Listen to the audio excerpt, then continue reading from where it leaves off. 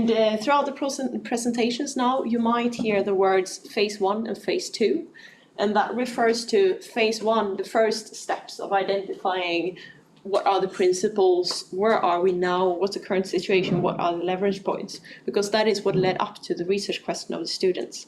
And then phase 2 is referring to this process of addressing this research question that they have identified. And with that, I would like to invite Usisipho and Vasileios up to the stage. And I should also say that this presentation is recorded and broadcasted through YouTube. So if you feel that this was interesting, or I know someone else who should listen to this one, you can find it on YouTube afterwards.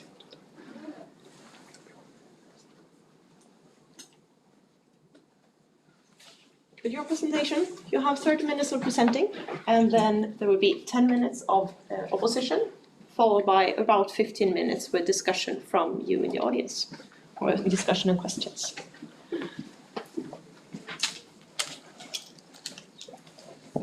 Thank you, Linnea, for the introduction, and also Jon. Hello, everyone, and welcome to our presentation. My name is Vasileios and Usisipho, and we will present you the solar photovoltaics in Västra Götaland, analyzing the technological innovation system dynamics.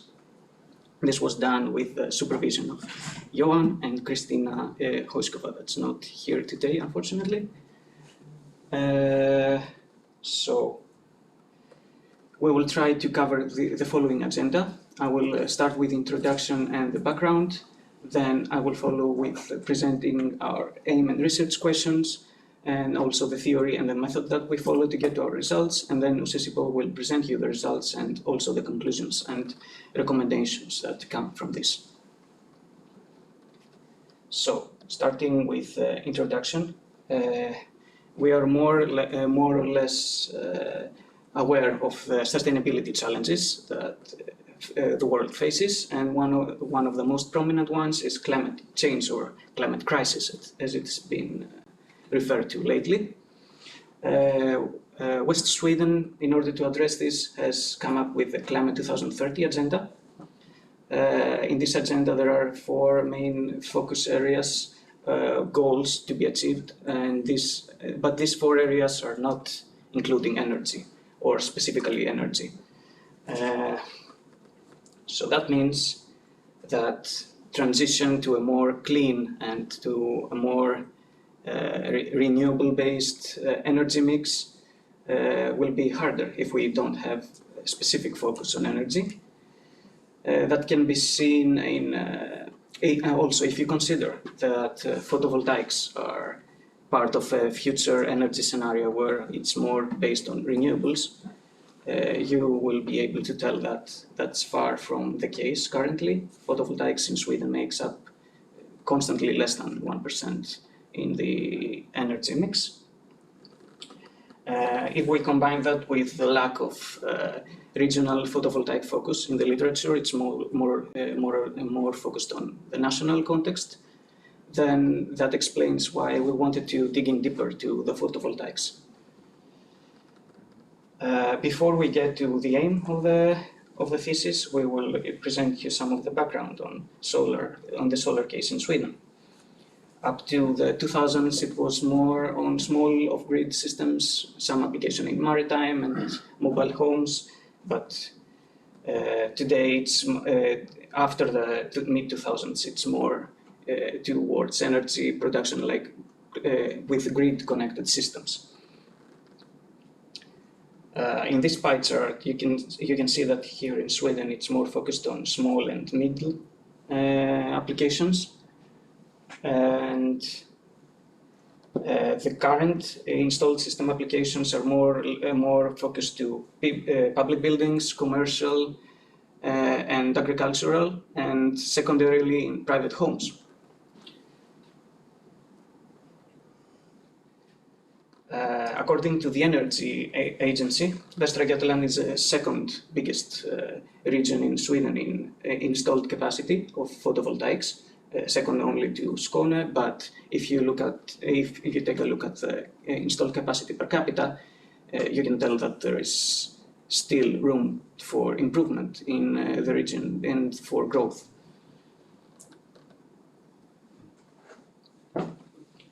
So you can also, in this table, you can see that there is an increase in the photovoltaic installations, both in number and in capacity, in the last years, and the increase in the installed capacity is even in an even bigger rate, meaning that we are trending towards bigger projects. So the aim of this thesis is to analyze the technological innovation systems, the system dynamics of solar photovoltaic in Västra Götaland, which basically means to identify and map the key actors in the solar photovoltaic sector in Västra Götaland, and also to investigate the drivers and barriers that affect the solar photovoltaic diffusion here in West Sweden. In order to do that, we will address as a main research question, what are the technological innovation system dynamics in the Västra Götaland solar photovoltaic sector?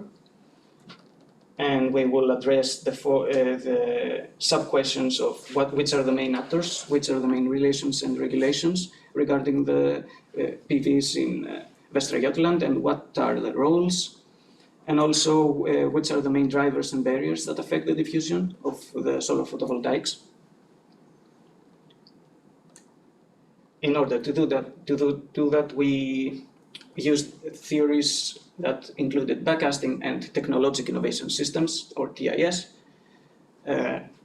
As Jon mentioned, these are the 4 main steps that are included in this theory. In our case, we will mostly focus on the second and the third step, which is to analyze the gaps between the present situation and the future, and to identify the leverage points. In order to do that, we used the technological innovation systems that will help us in this specific part. It is defined as a socio-technical system focused on the development, diffusion, and use of a particular technology. It combines structural approach and an approach also that considers the process as well. It consists of 6 main steps. The first one is to define the TIS, whether it is a knowledge field or it is a product, what kind of depth and breadth level we have, and also what space we consider. The second step is structural components, which is identifying the main actors, main networks, and institutions.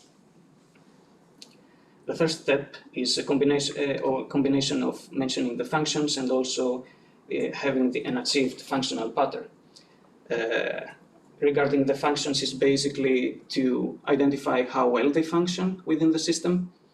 These are the 7 functions that we have. I will discuss them more in the next slides since they played a big role in the analysis that we have done. The fourth step is to assess the functionality, which means to basically see whether we are in a formative or in a growth phase in our technological system. Second way to do that is to compare the technological innovation system that we do with other ones that have done in another space. And that's what we did in our case, since it suits better photovoltaics. The fifth step is the inducement and blocking mechanisms.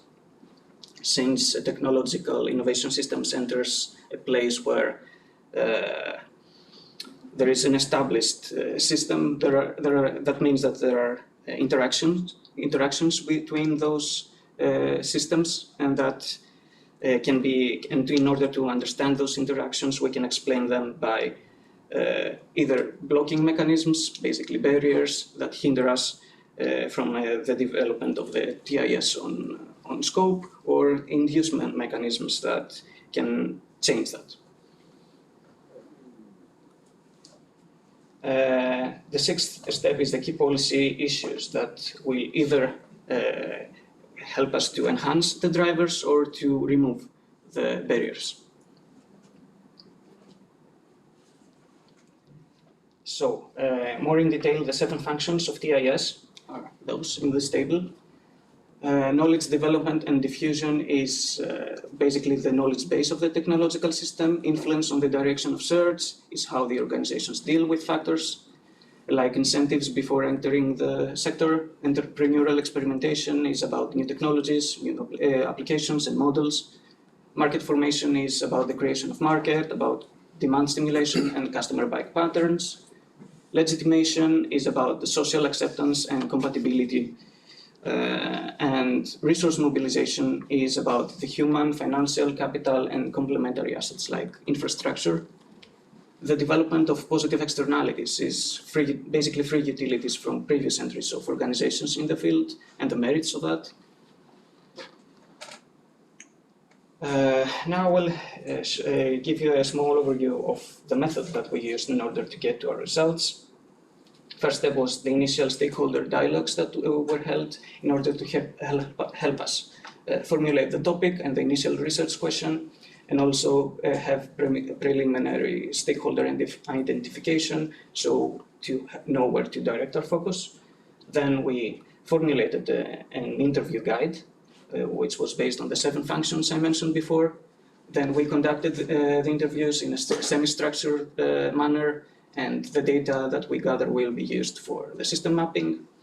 A snowball approach was present, meaning that we got more and more recommendations as the interviews were taking place, which helped us a lot in the process. Then we had analysis of the interviews, which was done by a priori coding, which means that it was done on existing theory, and we also used NVivo, the software, to help us with that. And then we also compared with previous literature to enhance our results, and then we were led to the identification of the actors, the drivers, and the barriers. Regarding the interviews, there was a vast mix of both the roles that the interviewees were representing and also the institutions that they were representing. So we have from directors and sustainability managers to entrepreneurs and researchers, and from energy companies to housing companies, universities, and regional municipal associations. But now it's time for Usisipho to carry on with the results, hopefully the most interesting part. Thank you, Vasileios. Yes, so I'll be going through the results. And we'll start off with actors, networks, and institutions. Just as a reminder, the first research question was about identifying actors, roles, and relations. So let's just jump into it. One of the first stakeholders we identified was Västra and the associated project Vasileios. This is part of the regional energy office, and their role is to sort of coordinate and help the development of renewable energy in the region. And Vasileios is specifically the solar-focused portion of this project. And they are funded by the regional government, and they do competence building largely, and they largely focus on companies and not so much on individuals. But as part of their work, they run a few networks, one of which is the Municipal Network for Sustainable Development, along with working with the Energy and Climate Advisor Network. And for example, the Advisor Network is municipal employees who help individuals and businesses with queries about renewable energy and so on. And so this is one of the ways that information is shared. Next up, we have the Västra Götaland region itself, the public sector, and as well as the individual municipalities. Their role is a more indirect role, but they do play quite an important part. For example, they partly fund Västra, and they're also seen as someone who can drive the industry in a way by supporting it. For example, through public procurement, installing solar themselves and sort of using public procurement as a policy instrument. And part of Västra Götaland is Västra, which is a property administration group company. And they have a network for all the large property owners in the area. We'll get more into why that's important later. Next up, we have the local energy utilities as well as grid companies. The energy utility companies are most focused on solar parks, so the large-scale solar installations, but they also do things such as helping with capital. So if a company wants to install solar and they don't have the capital, then they often help support and take part in the project. And they also help with citizen-run initiatives too, like Nia Sulevi, which is the new large-scale solar park. Then we have Svensk Solenergi, which is a national actor, but it still plays a very big importance in the region. They are the industry association for solar in Sweden, and their main role is to figure out the needs and concerns and thoughts of the companies, and then to represent this nationally, largely through lobbying. They have a full-time employee who works in Parliament to lobby for the needs of the solar industry. They count quite a lot, and they're probably one of the most important actors that we identified. And then we have large housing companies. They're seen as quite important because I saw a lot of the installations are on large buildings, public buildings, commercial buildings, agriculture, and this makes sense. They have large roof space for installing solar, they have significant energy requirements, and they often have the capital required to take part in the project. Then we have private installation companies. These are usually pretty small companies and they focus on installing solar. But interestingly, they also play other roles. They play quite a big information dissemination role. People in these sort of companies often have podcasts and are on social media and give lectures about solar. So they have multifaceted role. And also have companies that focus on consulting, quite similar to the installation companies, but they generally not focus on solar. It's just part of their business, but not their main focus. And one thing you may notice from this is that there's quite a big focus on the downstream portion of the value chain. So there's not so much focus on manufacturing or assembly in Sweden or Västra Götaland. It's largely on driving the market and building the market. There used to be a solar cell manufacturing industry, but that sort of lost competitiveness in the like mid 2010s, and now it's largely an import-driven market. Yes, now onto the functions, which helps address the second research question of identifying drivers and barriers for solar PV in the region. And this will be focused on functional analysis, so using the 7 functions to sort of frame and categorize our results. The first of which is knowledge development and diffusion. And one of the initial findings we got is that potential customers are generally quite knowledgeable about solar. And this is probably largely due to the work of the actors that we've just talked about. A lot of them do information dissemination activities, so this is part of their job. But one thing we did notice is that there was a perceived lack of knowledge development, and this came largely in the form of around managing intermittency of solar and dealing with energy storage, because as we all know, solar doesn't operate sort of at a constant rate. It varies by day, it varies by season, and so you have excesses in production and deficits, and managing this is seen as quite a challenge right now. And then we have research in academia, which seem to be of limited importance. Even the researchers we talked to said that current research is not so important right now. It's more focused on future applications of solar, and it's largely for niche applications and integrated applications. So sort of integrating solar into buildings, and roofs and windows and clothing and cell phones and so on. Second, we have influence on the direction of search, so how actors deal with things like incentives before entering the market. And one thing that came up here is renewable energy certificates. There's actually a national program in collaboration with Norway, where producers of renewable electricity get a premium on the amount of energy that they feed back to the grid. So you get paid a price for selling electricity back to the grid, plus a bonus if it's renewable energy. Recently, there's also been a change in laws around imports in the last year or two.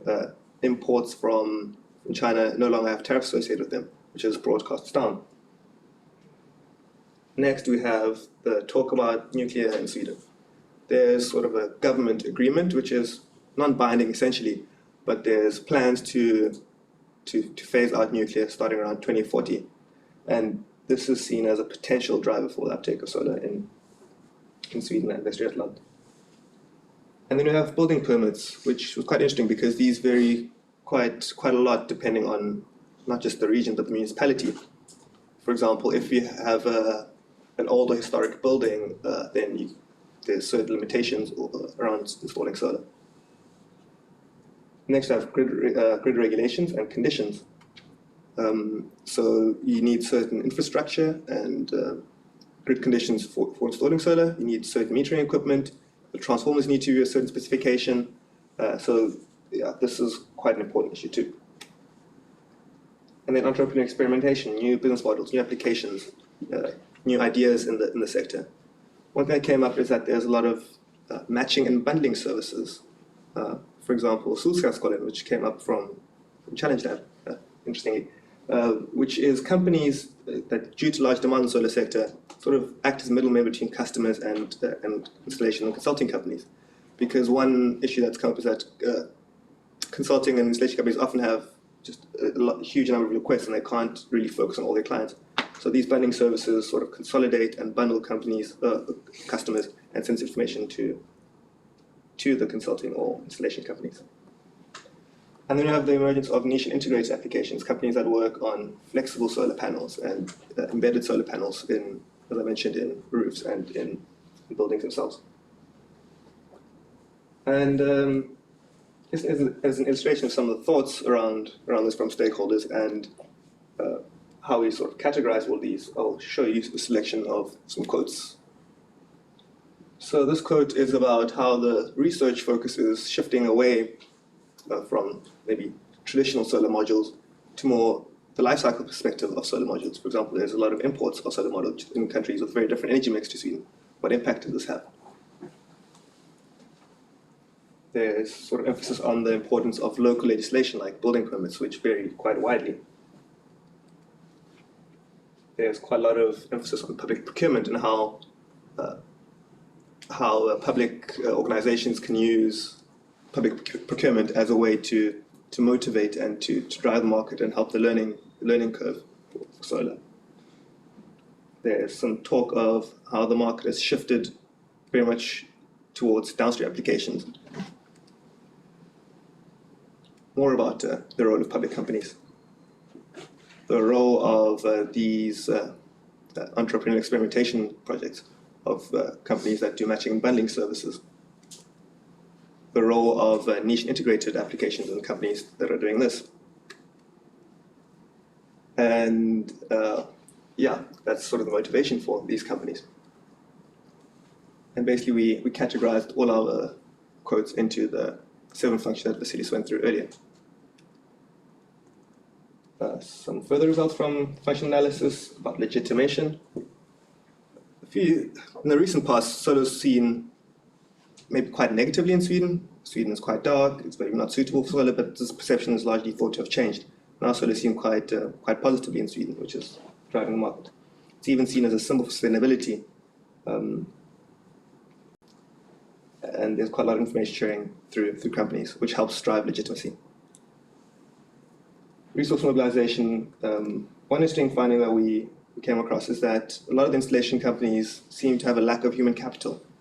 So it's very difficult employing skilled full-time staff. This for a number of reasons, one of which is the installation season is not the entire year because it's often challenging to install solar in icy and snowy conditions. And there's often people with the necessary skills often choose other sectors for reasons I will go through in a little bit later. And then there's this development of positive externalities, free utilities, or learning from other contexts. Germany comes up as a big example in this. So some quotes around these. This is sort of about the history of perception of PV in Sweden and how it's changed due to a number of factors. This is about how PV is seen as symbolic.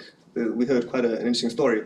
One of the stakeholders interviewed as part of the board of property, and he was invited to a solar PV night by a local energy utility.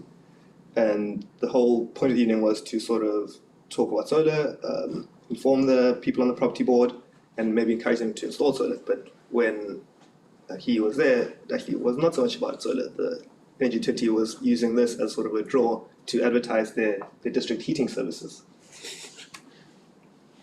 This is more about the skills than the lack of skills. One thing that came up here is that, for example, electricians are quite sought after in the solar PV sector, but they often don't want to work in the sector because they have more comfortable working opportunities. Why work outside in the cold on heights in dangerous conditions when you can have a more comfy indoor job? And this is about learning from others and how sort of the acceleration of solar in Germany has learning implications here locally in terms of prices and just learning in general. Yes, now so to pick out and sort of go into a little bit more depth about the drivers. Market formation, subsidies and incentives play a big role for encouraging people to install solar. There's an installation rebate, which is money that you get paid back for installing solar, and also the certificates, which is for the electricity that you feed back. There's a lot of emphasis on learning from others, positive externalities, largely from Germany, which helps in terms of price and also technological maturity. There's strong legitimacy in solar, so it's largely seen as positive. Something like 80% of Swedes have a positive perception of solar. There's strong knowledge diffusion to customers. And there's a lot of different companies experimenting in the sector with new business models and new ideas and new applications for solar. Some of the barriers, knowledge development. So these issues around intermittency and another one that is instability. So solar doesn't have a sort of a generator with a large mass, and this can lead to technical problems such as sort of fluctuation in the frequency of electricity, and this is seen as a problem especially for larger installations. We've seen how incentives and subsidies can be a driver. They can also be a barrier in some senses because there's a lot of uncertainty because the subsidies have varied from as high as 60% for installations to now 20%, and they not just a downward trend, they've gone up and down. And this makes it very difficult to plan financially for installing solar. There's a lack of human capital, so it's quite difficult to find skilled full-time staff. There's a lack of best practice standards, and this is also tied to the next one. It's by a lot of the installation companies interviewed, it's seen as that there's a sort of a saturation of companies. There's what some would say too many companies due to sort of how the industry is growing. And some of these companies maybe aren't experienced or they haven't all agreed on certain standards, and this can lead to quality and safety implications. Yeah, so in closing, some of our conclusions and maybe some recommendations.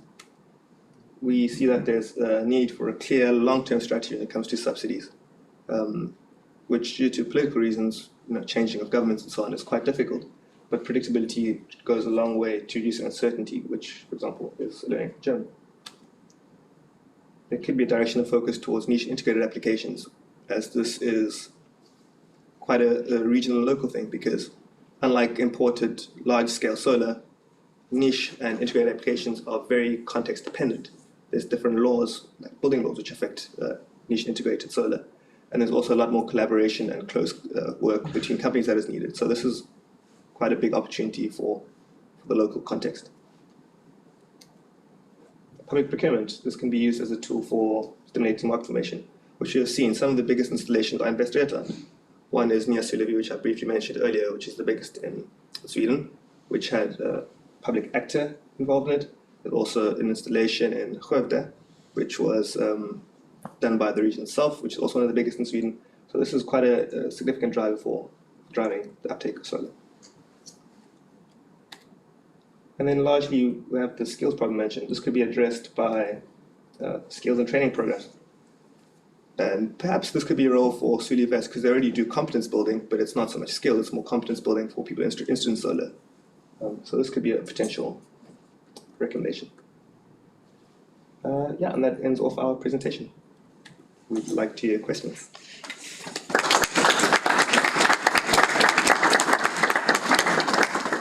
Thank you very much for your presentation. I will invite Hanna and Pedro up for the opposition. Sure, change again. And I will see the wall is about 2 minutes. Thank you for a very good presentation and a really good report. It was so fun to read it, and it was like really well structured, and it was simple to read, and everything was amazing. I'm a bit curious. You had what is the technological innovation system as your basic method. Like, how did you come up with that method? Like, how did you choose it, and are you happy with the choice you made? Yeah, maybe we can both contribute. We considered various options. We considered the multi-level perspective that was discussed also in the first phase of Challenge Lab. We also considered the market failure one and also TIS, but we ended up with that one since we identified that we were mostly in the second step and somewhat in the third step of the backcasting. So we really needed to focus on the analyze part of the gap between present and the future, and TIS is more analytical compared to as a tool of to analyze compared to multi-level perspective, which is more descriptive.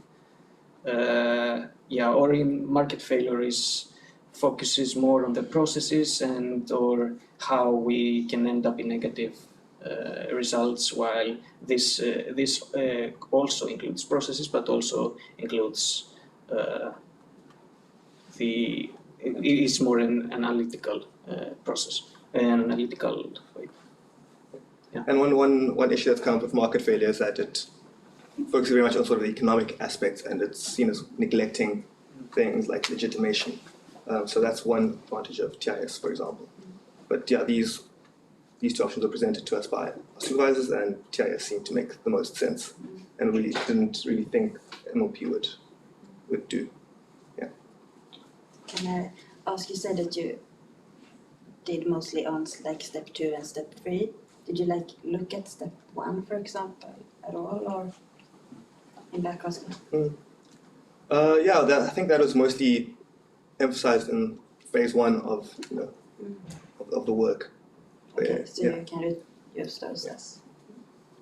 Yeah, because when I reviewed the text, I wasn't here in the development of it. So when I reviewed the text, I was surprised that I understood that you performed the backcasting, but I was missing the step 1 of backcasting. I was like, okay, so what's the future that they're looking at, right? The future visioning part, I didn't follow it.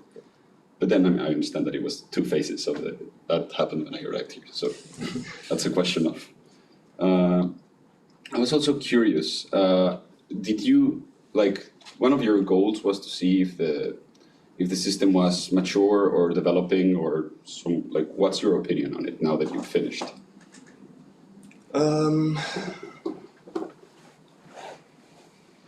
As you can see, that it's developing quite quickly. The sort of rate of growth is something like 70 to 90% a year. It's almost doubling every year. So yeah, I don't think it's so much in the infancy anymore. I think it's sort of during the adoption phase. We both agreed, and also with supervisor meetings, that most people would agree that it's more in the second phase. It's more coming to the mainstream part. So it wasn't really adding something to the value if we looked into the which part of this too would be checked. So that's why we focused on the comparing with other TIS cases in other countries and places for that assessment part of the TIS. And also during one of sort of our more initial research questions, assessing the maturity was one of the research questions, but we put less of a focus on that because somewhat into the work it became quite obvious that it was mature.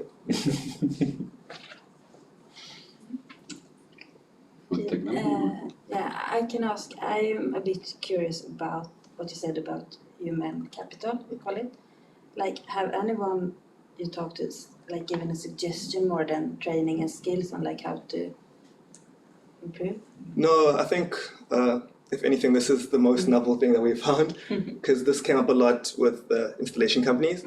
But when we mentioned this to some of the later interviewees, they weren't really aware of the problem. So no, we didn't have any suggestions. We didn't hear any suggestions for that.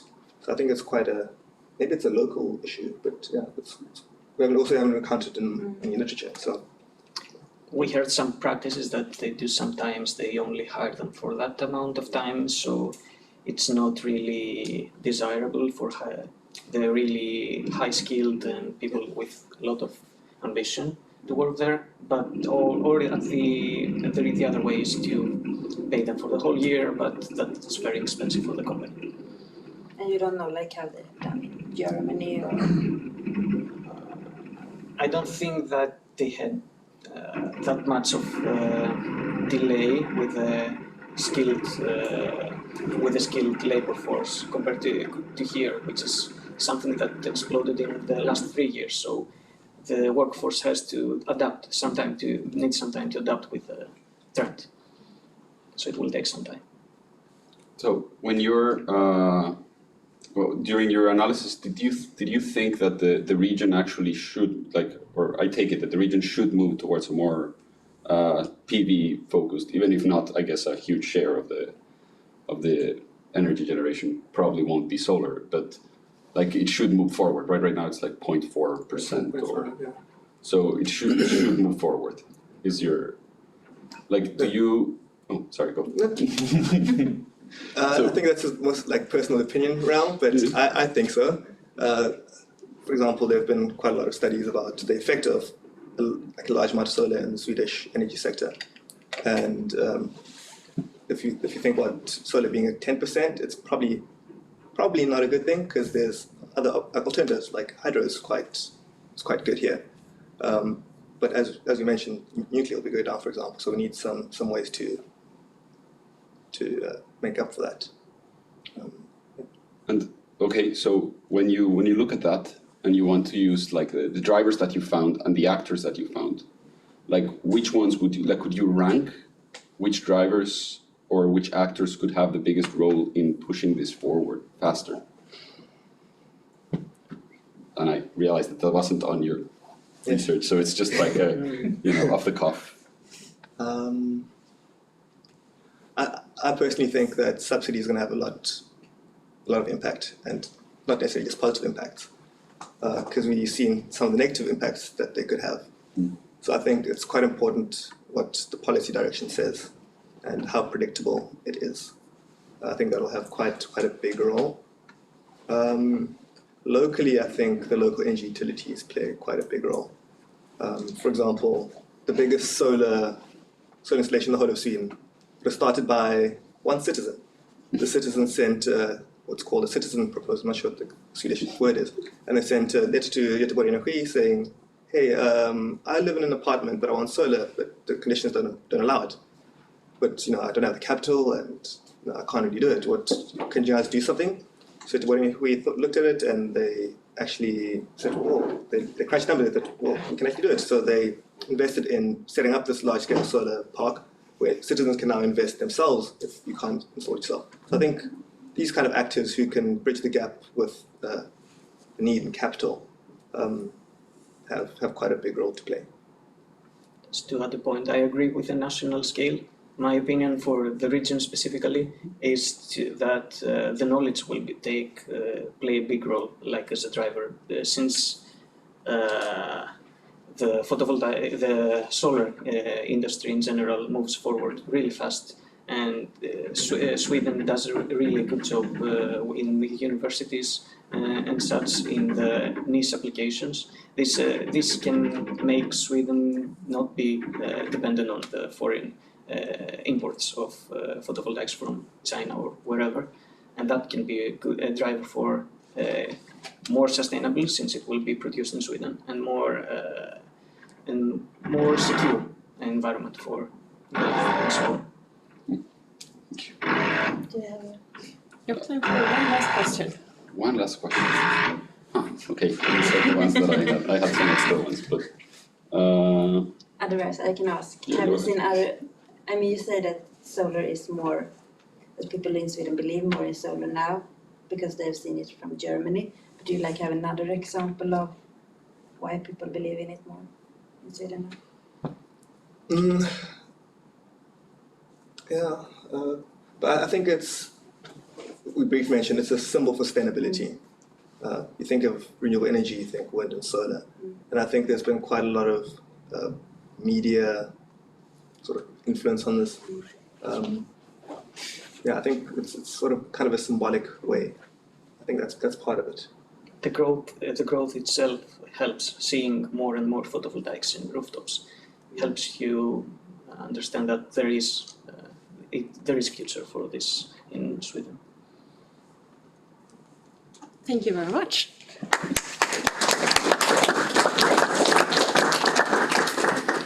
So with this, I hope that there are more people who have questions and things you want to hear from these two gentlemen. So I open up for questions or comments or any additions. Yes. You mentioned Energikontor Väst, and it's financed by regional money, and the region have this strategy for the future, and they try to figure out what could be the role of the region, EGR, in this. Can you see what that role can be from your study? How can they be important for this development? What's your suggestion? Yeah, I think it's, as briefly mentioned, it's sort of supporting or sort of funding these sort of entities like Usisipho, Energikontor Väst, and sort of using their funds as some sort of policy instrument. But the problem is that they don't have sort of legislative power so much. They can affect things like building laws, but yeah, I think it's going to be a more limited role than we initially thought, because that was our main initial research question: what is the role of the region? But it seems quite limited to sort of supporting these energy officers, and yeah, I don't know if Vasileios has anything else. Yeah, it was mainly because there was a lot of external influences from the regional system. So subsidies or things like that need a broader cooperation in order to improve. And yeah, the region can help in that, but not by itself. It's something that requires assistance from others as well. So the region often plays the role of bringing municipalities together to share good examples and bring also stakeholders together, for example, the building companies with energy utility companies and so on. Do you see any role there? Yes, but I think that's already largely in place. Like there's the Municipal Network for Sustainable Development, there's the Energi och Klimat Rådgivare, there's Västra. So these networks seem to already be in place, and they seem to be already functioning quite well. So I think that role has been fulfilled, at least to some degree.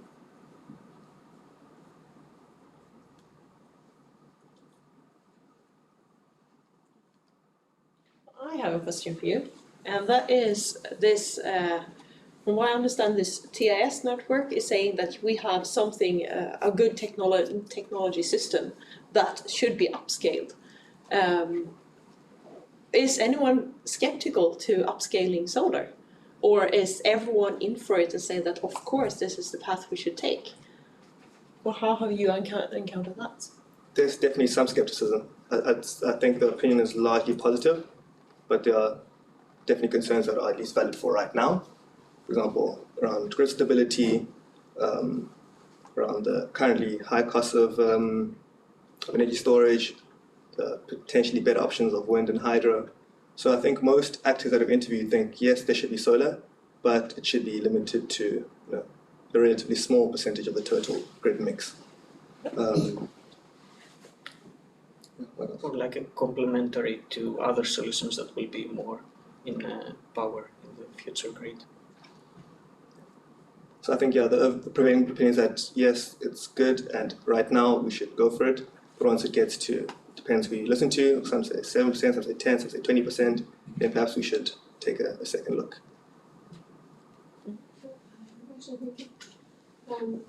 You said a lot of people had a point of view that Sweden was quite dark, the local politics and stuff, but it sort of changed. Do you know if it is simply because the point of view is changed or because there's more solar power? Or is this a combination? Probably a combination. I think the biggest reason we heard is Germany. For example, Germany and South Sweden are very similar in terms of amount of sunlight, and it's seen as being good there. And as Vasileios mentioned, the second factor is that just people seeing solar installed gives them some sort of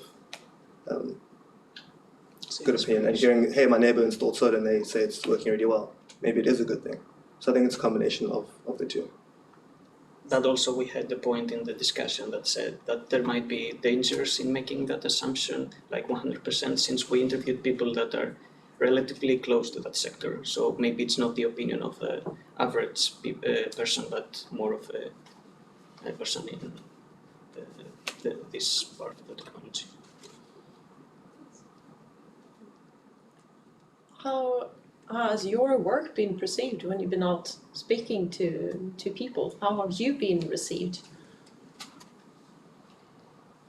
It depends who. I think, for example, the installation companies are quite interested to find out why do we care what they're doing. So yeah, for them it was quite surprising and quite nice. And then also I think talking to like energy utilities, that was also quite interesting because, yeah, for example, we talked about roles and they think there's a lot of things that need to be figured out, like who should do what is the role of a utility company in solar. So I think a lot of people think it's quite, right now it's a very exciting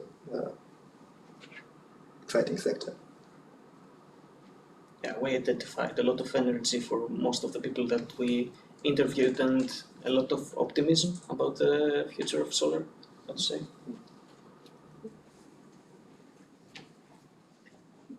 Did you see any major contradictions between these people that you were speaking to?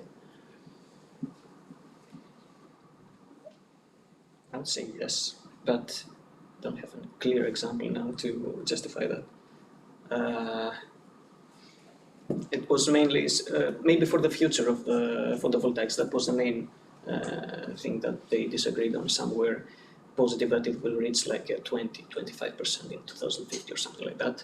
And some were saying that it's not really a thing for Sweden, maybe for the rest of Europe, but not for Sweden. It's in an energy mix, it's completely different. Like a lot of nuclear and a lot of hydro combination prevents us from.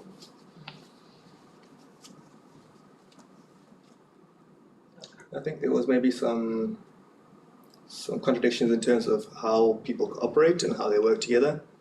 If you spoke to like private companies, like installation companies, they say we don't really talk to other companies that much. We'll talk about suppliers, but nothing else really. Whereas if you talk to some other people, like a building owner who's interested in solar, then like yeah, everyone talks about it and everyone's working together. So I think it depends sort of the industry or who you're talking to. That was quite a contradiction.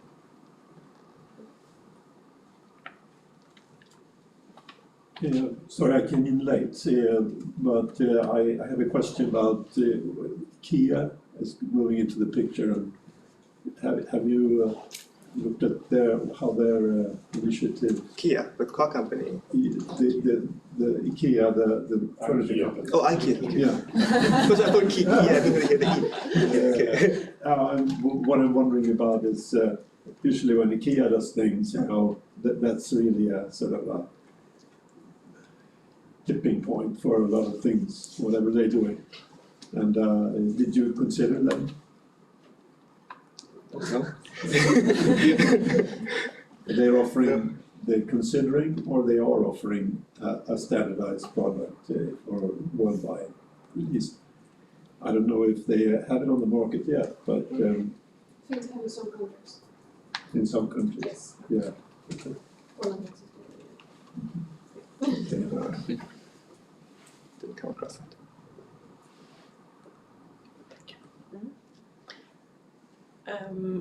What will happen to this work that you have done? Will anyone receive it? Will you spread it, or what are your plans for the knowledge that you have gained? We will definitely spread it. a few of the interviewees said they want to read it. What will be done with it, I'm not too sure. Yeah, it will be mainly almost all of the actors that we interviewed with had shown some interest in the results that we will show.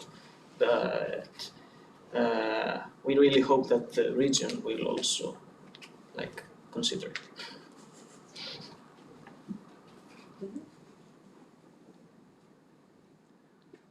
Then if there are no more questions, then I have a final question that I've asked to all the groups. That you have been working with this since middle of January. What did you bring from this process?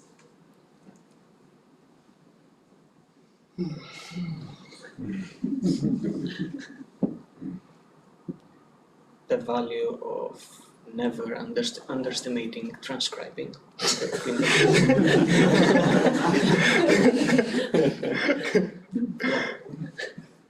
But it was also a really, really, I would say, educational experience. I learned a lot from that. I think I see a lot of things differently now after this has finished, I would say. Do you have any example? On that, like how to approach interviews and meetings. I usually approach them as more of a try to survive thing, but now it's more like they also feel kind of the same, no matter how experienced or knowledgeable in any field. They also have some kind of, I would say, stress before that meeting. That helps a little to know. We had some interesting interview experiences. During the one we arrived and sit down and the interviewee looks really grumpy, not smiling. Like, by the way, who gave you my contact details? I'm going to kill them. And people were like, well, okay, that's a good start. But then ended up going really well. But yeah, on my side, to add to the more technical stuff, I think as uncomfortable as it is, just someone doesn't answer your email or whatever, just call them. It's scary, it's not fun, but it gets results. But more generally, I don't know, this came up, I think, when I was listening to a lot of the other presentations, the sort of the value of collaboration. This idea that, we have the technology, but we just need to actually do stuff together has come up a lot, and that's quite something I'm taking away from this. Thank you very much for this presentation.